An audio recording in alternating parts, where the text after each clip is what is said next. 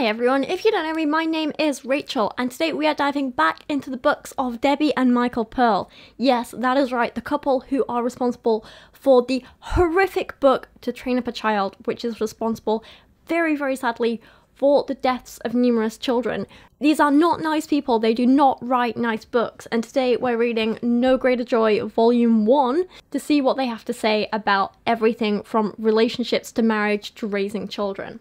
I am literally only 23 pages into this book and I've already found this many stories I want to talk about. So what I will say is that unlike their other books that I've reviewed on this channel, like Created to Be His Helpmeet and To Train Up a Child, this is the laziest one of them all, because not only is it the shortest book of them all, but this is just made up from recycled articles that they'd already written. So I'll give you a little overview about what it is based on this little preface here. It says, rather than continuing to answer the same questions from their fans, we thought it best to reprint in book form from the child training articles from our first 2 years of newsletters. Some of the articles have undergone minor editing. We have not attempted to group articles in subjects. We have followed the basic order in which they were written over a 2-year period. The most significant issues, those that were repeatedly asked, were dealt with several times. If we had grouped the articles into subjects, reading them consecutively would have been rather redundant in some cases. Rather than edit several articles on the same subject into a single shorter version, it is our thinking that the repeat may serve to reinforce the more crucial issues. By reading 2 or 3 articles each day over several weeks, the reader will experience the variety of issues in the order they developed from the questions we received from our readers. That just says to me we are too lazy to bother editing and just shoved everything we had into paper form to try and make some money. And I think that just sums up everything about the Pearls. They're lazy, they want money, they don't care about quality. And I think the same can be said of them raising children. They don't care, they just want to get it done quickly. They want to raise a lot of children and they don't care how many people they emotionally damage along the way. And I dislike that. If you guys have been around for a while, you know me, you know I like to find the best in people. You know that I like to try and see the good side of everything and everyone. But Michael and Debi Pearl really get to me, because what they teach is so damaging, and they've literally been responsible for the deaths of several children, and to me, that's unforgivable. So no, I don't have sympathy for them, because when it comes to deaths of innocent children, how can you have sympathy for that? So like I say, this book is like a series of little articles that they've written, and I imagine it's going to get quite repetitive as we go on, as I've said, but for now, this stuff all seems quite new, and while it's in a similar vein to a lot of the stuff we read in To Train Up a Child, some of this is so much worse. So the first little article that we're going to be reading is called The Emotional Squeeze, and I think this was written by Michael Pearl. It opens with this. I just received a call from a young mother who tries very hard to properly rear her children. They are very obedient and pleasant. However, she has one concern. Her little 3-year-old girl seems to be fearful and anxious when disciplined. She seems to withdraw into a I'm being hurt mood. There is no rebellion, there is instant compliance. When spanked, she stands rigid and stoically accepts her just due. Afterwards, however, she looks anxious and fearful. You don't say. A child who has just been spanked and hurt looks like she's just been hurt. I have no words. I asked the mother if she is expressing hostility or anger towards her daughter. She answered, as I expected, knowing the family well, "No, I'm not angry or impatient. I always take the time to explain to her how she has done wrong and why I am spanking her." I asked the mother, does she begin to withdraw and hurt before the spanking? Yes, as soon as I begin to talk to her, she acts like she's going into some kind of trance or something. She just acts like it's hurting her so much to be rebuked. If I tell her to stop crying, she does. If I tell her to smile, she does. But I just don't feel like I'm getting through to her soul. This is literally the sign of a child emotionally in pain because she's being abused. Going into a trance, blindly following everything you say without emotion. That's not a happy child. That's not how a 3-year-old behaves. Well, my nephew's just turned 4, and like, God, if I saw these signs in him, I would be so worried. Skipping forward a bit, it goes on to write, in such a situation as this, my first thought is to search out any emotional or physical abuse. You mean other than hitting your child? That trance-like non-resistant submission is symptomatic of a child scared to death. You don't say. That not being a possibility here, I was puzzled. So you're just ignoring the fact that you're hitting a child, a 3-year-old child, a tiny, defenseless little child. That's not a factor here, is it? No, okay. I was puzzled until she told me that the child began to withdraw as soon as the lecture began. I've seen this situation many times before. It occurs as a result of an intense, oversensitive mother or father, usually mother. A mother who's consumed with her own deep feelings will project that same emotional seriousness into every personal confrontation. Of course, the problem here is that the mother feels guilty about hitting her 3-year-old child, not the fact that the mother is hitting her 3-year-old child in the first place, obviously. Don't overwork your child's emotions with excessive indulgence in, "Why did you do that? You make me feel so badly. What you did is wrong and God wants us to love our neighbour," etc. Children, especially young children, are not equipped to deal with deep issues about motive and duty. Okay, so on the one hand, I get it. Don't make your child feel overly guilty if they've done something wrong. Tell them why it's wrong. Explain to them that it's wrong. Don't make them feel excessive guilt. I get that. I agree with that. But saying that children are not equipped to deal with deep issues about motive. So you're saying just hit the child, don't bother explaining to them why what they did was wrong, just hit them and move on. The pearls are so warped. Children can become depressed and withdrawn when they know they're about to go through an emotionally heavy grilling. If they had the courage to speak, they would plead, "Whip me double time, but stop whining and looking at me with that forlorn, pitiful expression." Children can take the spankings and bounce back before you find a place to lay the switch. Save the deep hurt and serious lectures for those rare times when the offence is worthy of hell. I find it hard to believe Michael Pearl has ever been around children, but sadly he's raised like 1 million of them himself. Just poor kids. This mother confessed that when she wanted the children to do something, she would ask them to do it rather than tell them. They were left with the responsibility of deciding whether or not they should act. The children are then expected to evaluate their mother's pain and alter their course accordingly. Of course, the children will eventually be emotionally manipulated into following the mother's feelings. This is beginning to get sick. Michael, you have no place to talk about what's sick and what isn't when it comes to children. When you wrote a whole part of your book about what kind of stick is the best to hit a 6-month-old baby with.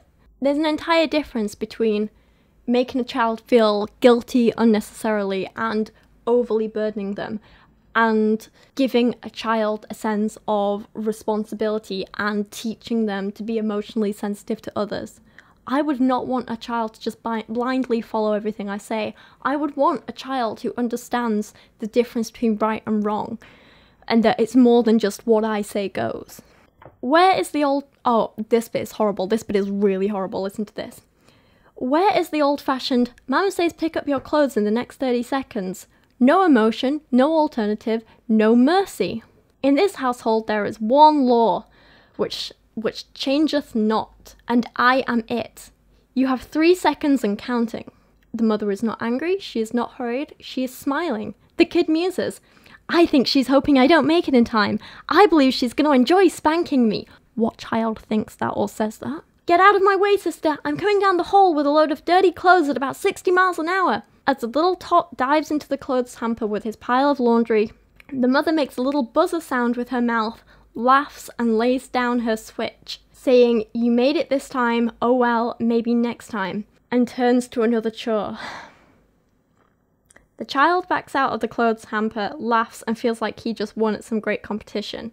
He feels secure because his mother is secure. He may get 6 little spankings a day, but he never has to deal with the weighty emotional matters that are meant only for adults. And then, like all good articles, they end with a smiley face. I'm not even joking. Every single article in here ends with a smiley face, a frowny face, a straight face. So the reader knows exactly how to feel after reading whatever the hell was just written.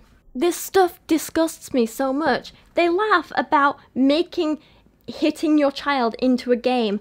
Try not to laugh when they get scared of being hit. That sort of stuff, it's revolting and it's not normal. How can they encourage anyone to be like this? How can they be like this themselves and not see how wrong it is? Moving on to a different article called Emotional Manipulators. This is about how 4-year-olds are emotionally manipulative to their parents and disgusting little brats because sometimes when they get hurt they cry.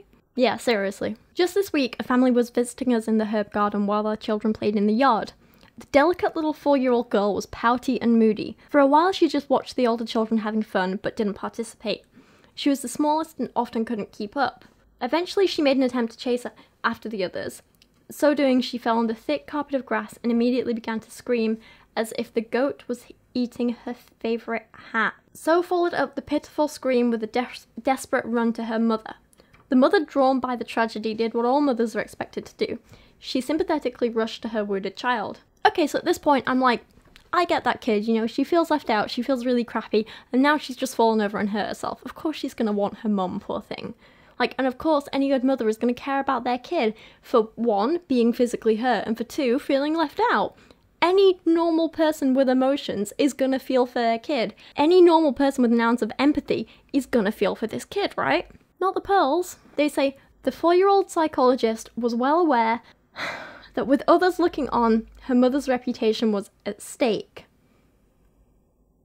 I think Mike and Debbie, they just seriously overestimate kids in terms of their motives. This kid was hurt and sad and wanted attention, so she asked for attention. There's no big manipulation, there's no crazy psychology going on here. It's just a kid who's sad and wants her mum. That's normal. Though it was not outwardly visible, I knew that the mother was irritated at her child. She didn't actually feel sympathetic. She was probably thinking something like, what's wrong with the little brat now? She's such a crybaby. I know she's not really hurt. Why does she pretend to be? You know, not everyone hates their kids as much as you do, Mike. Or Debbie, whichever one of you it is. Basically the same person at this point. I get it, you know, sometimes parents get tired and they get frustrated at their kids, but I don't think anyone would ever think, what's wrong with the little brat now? She's such a crybaby. That's not a normal way to think about your children, I don't think. Apparently, the mother can't sort out her thoughts and feelings, so she follows social custom and pretends to be concerned. Or she just is concerned, you know, that's a possibility too. The mother's aggravated pretense conceals undefined feelings, putting steam in a boiler that will later, in private, boil over into anger and irritability towards her child. You can't know this. Not everyone hates their kid. You know, sometimes Kyra gets frustrating. She's had a couple of little accidents in the house. Sometimes she wants to go out to the toilet at really inopportune moments, like yesterday morning. I'm about to get in the bath when she's like, I really need the toilet. I really, really need the toilet. So I was there in like yesterday's dirty clothes with greasy hair, with yesterday's mascara like smeared down my eyes because I hadn't taken it all off properly the night before because I suck. I looked a mess.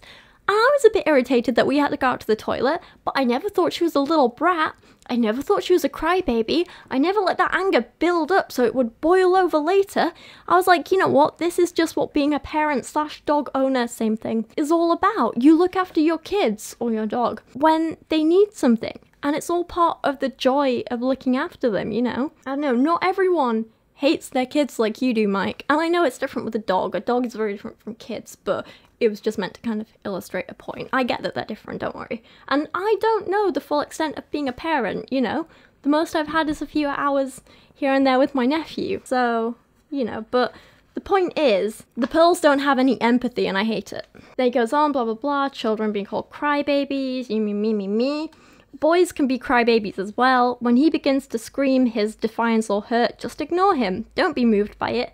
Don't pick him up. Tell him, there is no reason to cry, so go away and play. In other words, get lost, injured small person who needs my care. If he demands attention to a supposed wound, then reach in your purse and pull out a terrible tasting herbal potion and give him a spoonful. This is where it gets really messed up, okay? After he gets through gagging on the vitamin and mineral supplement, tell him that he is now completely healed and invite him to come back for another dose if he gets hurt again. If you don't have a horrible tasting herbal remedy, use something that is very unpleasant yet good for the child, like apple cider vinegar with garlic. Don't laugh while he is looking. So one, you're encouraging children not to come to you when they're hurt because they'll get something disgusting. Imagine if a child was genuinely hurt and he was too scared to come to you, so he just hides away. What if a child is now too scared to tell you anything because he thinks he's going to get some horrible treatment and he just hides away when something bad is going on? That's what you're training him to do. And seriously, don't laugh while he is looking. Who would laugh at their child going through something horrible? I don't get it. It's not funny. And I know, like, technically, like, giving him a spoonful of something that doesn't taste nice, I know it's not, like, a serious thing, really. But still, seeing your own child in discomfort and knowing you caused it, who in their right minds would laugh at that? 3 doses are guaranteed to forever cure emotional manipulators and also prevent the development of future hypochondriacs. I know it's entirely different, but like a few times when I was a kid, you know, I'd tell my mum something that like happened at school or something I was unhappy with or whatever, and I just got told to suck it up and deal with it, and I was made to feel guilty like I was the one doing something wrong, which meant when I was genuinely unhappy in my teens, I never went and told my parents, not seriously, because I knew I'd be told to go away. I knew I wouldn't be taken seriously. And I think that's what they're training kids to do here with this fake medicine stuff. I think it's stupid and I think it's harmful. Looking back now, I was an absolute mess in my teens. And I do think that emotionally I was very damaged and I was messed up. And because I was too scared to tell anyone, I think that messed me up for a long time. So my point is, I thoroughly discourage what the Pearls were doing. I think whenever your child is hurt physically or emotionally, they should not be scared to come to you. It's your job as a parent to sort them out. And I'm not saying like indulge them when it's just a little scratch on the knee or something, but I'm also saying don't just make light of their hurt. The next little article we're going to look at is called Why? But Why? And it opens with a question from a reader that says, my child is always asking why. What should I do? Interesting. I'd say answer them. And if you don't know the answer, say, I don't know. Let's find out together. I think it's wonderful when children are inquisitive. And yeah, sometimes it's a little bit awkward, like. So, my sister-in-law's now pregnant, and I'm going to be an auntie again, which is very, very exciting. And they've told Isaac, my nephew, about the baby, and they've explained to him, like, how babies are made and stuff, because she's a doctor, so Rachel's obviously, like, very sort of science-minded, and she wants to explain that to Isaac. And Isaac obviously keeps asking the awkward, but how did Daddy's seed get in your tummy, Mum? So it's like a little bit awkward, and they're trying to explain it in a way that's like child friendly, and it's something that like as adults have a little bit of a giggle about, but it's not something that you should try and shut down and mock, you know. You just have to find a way to explain it in a child-friendly way, because his curiosity, I think, is fantastic, and that's what's going to help him as he grows up and becomes, you know, a proper little adult. Anyway, that's not what Michael and Debi Pearl say. They answer, when a child is told to do something he doesn't want to do, he will often ask why. In most cases, this question is not prompted by a spirit of cooperative inquiry, but by a spirit of rebellion. Or maybe the child just doesn't understand and is trying to learn, you know, that's a possibility too. Wise parents will know that the character of the child is better served if the question is left unanswered. The child should be led to trust the wisdom and good intentions of his parents. The issue is not a deficit of information, but a deficit of submission. The child who is perfectly compliant in spirit doesn't need explanations. Don't even have any words for that. I think it's disgusting.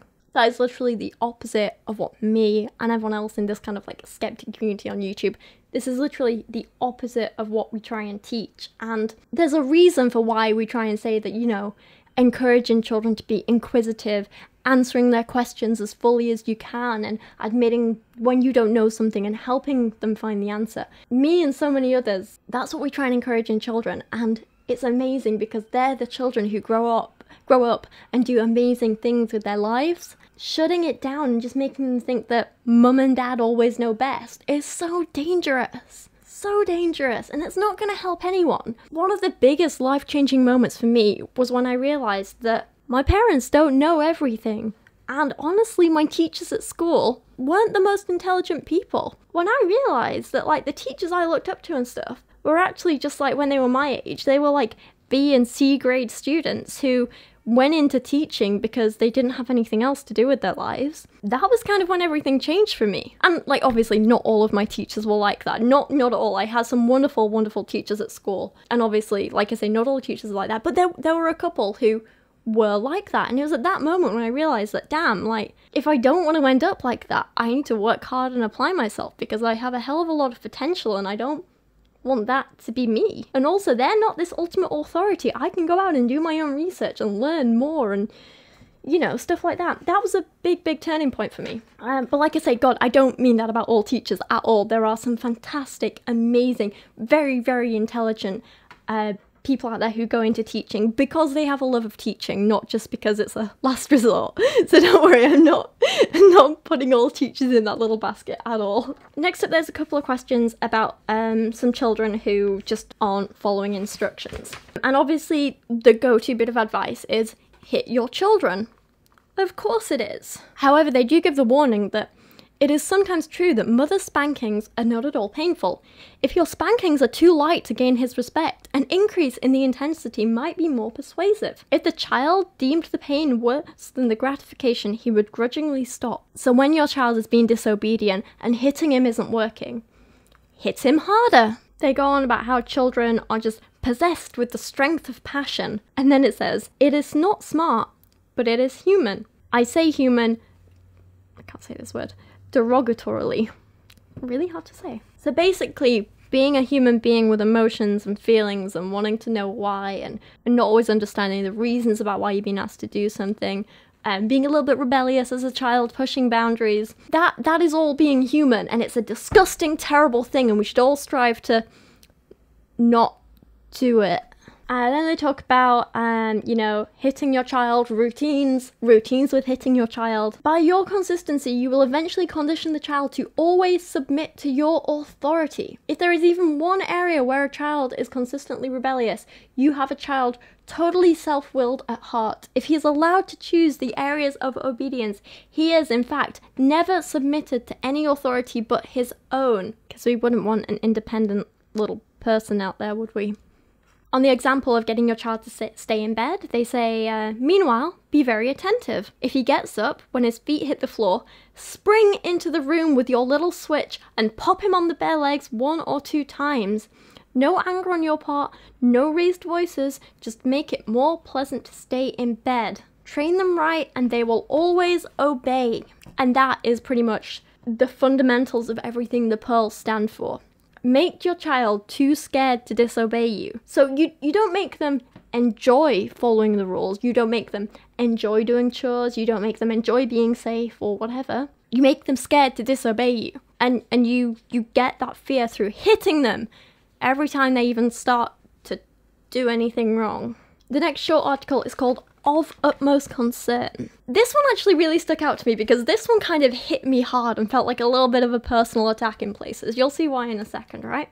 I think many of you feel as I do. My most important personal concern is my children. Even before I was married, my occupation, financial security, ministry, personal fulfillment all took third place to concerns for my future children. This just doesn't sound healthy. Like, I get it, like, as a parent, your children come first, I get that. But having your entire life lead up to children and defining yourself only by your children and not having anything else seems very unhealthy. I still think that as an adult, as an individual, you should have your own identity outside of being a parent, you know. When I talk about my brother and sister-in-law, the first things I say are that, oh, Rachel's a doctor, Rachel quite likes baking, she quite likes reading books, she's a great fan of Kathy Reichs like I am and she's lent me loads of her books. When I talk about my brother, I say how he works at the student room and he's a big geek, he's really into Star Trek and so on. And you know, I'd probably talk about how we were always at each other's throats when we were kids and we never got on then and it's a bit better now.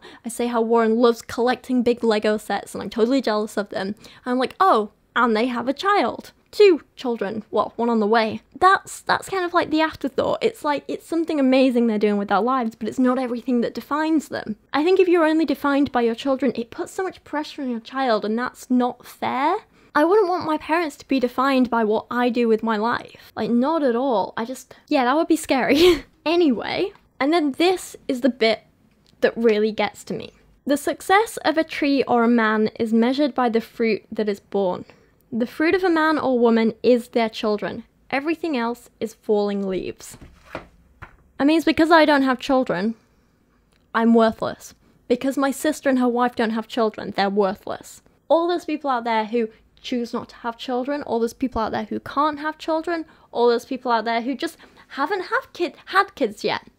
We have no worth. None of it. We're just falling leaves. I find it very disgusting. Not everything comes back to having kids. You can have a perfectly happy, fulfilled, wonderful life without children. I recently read, you might have seen this if you follow me on Instagram, but I read The Cows by Donna.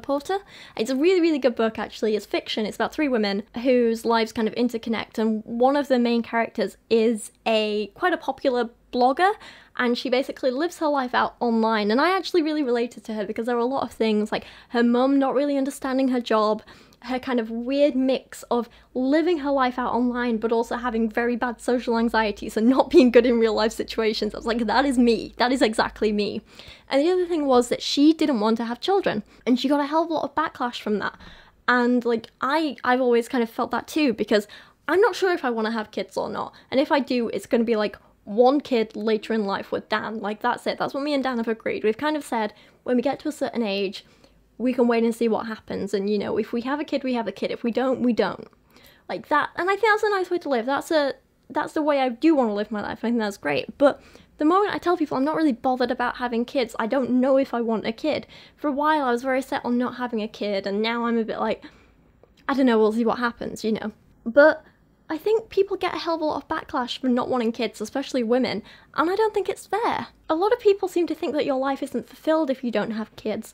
They think that, especially as a woman, like, you're not doing your biological duty if you don't have kids, and I just think it's ridiculous. There are so many more amazing things in life than just popping out babies. I don't think things like work and hobbies should just be put to the sidelines as just a thing you do until you have kids, or a way to earn money so you can have kids. I don't think that's true. I think if you want to make them a central part of your life, then you do that, and there's nothing wrong with that. I don't think there's any shame in not being able to have children. I don't think there's any shame in not wanting children. I don't think there's any shame in not knowing if you want children. I think the shame is in when you have children and you mistreat them, like Michael and Debi Pearl.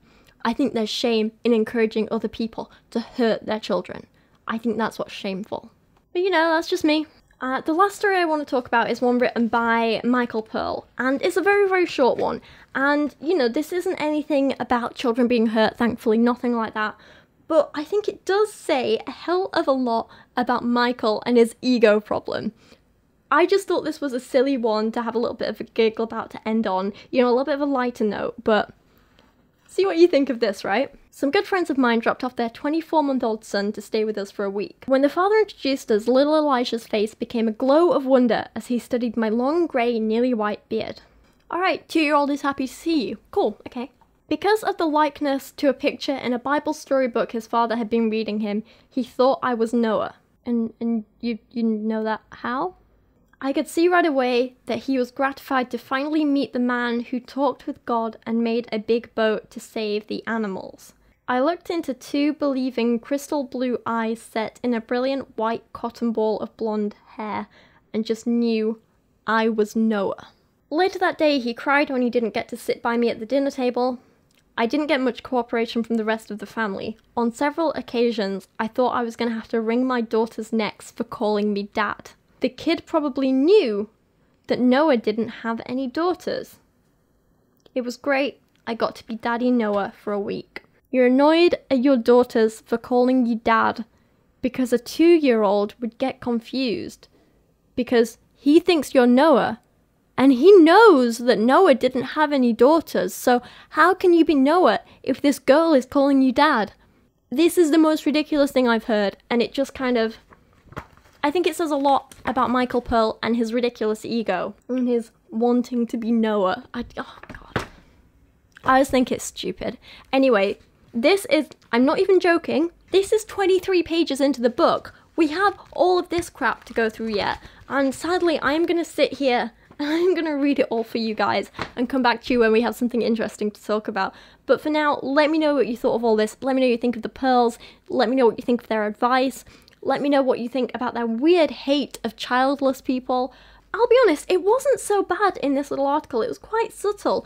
But before, I read things from them saying that, you know, people have no purpose if they don't have kids, and people should be ashamed if they don't have kids, and it's just, it kind of blows my mind, and it's ridiculous. In my last video, I asked you guys, if you have kids, or if you ever have kids, would you vaccinate them? And this little shout out here goes to Anastasia Scott, who says, I don't ever plan on having kids. I felt it was appropriate with this video to shout her out. I don't ever plan on having kids, but if I did, I would most definitely vaccinate them.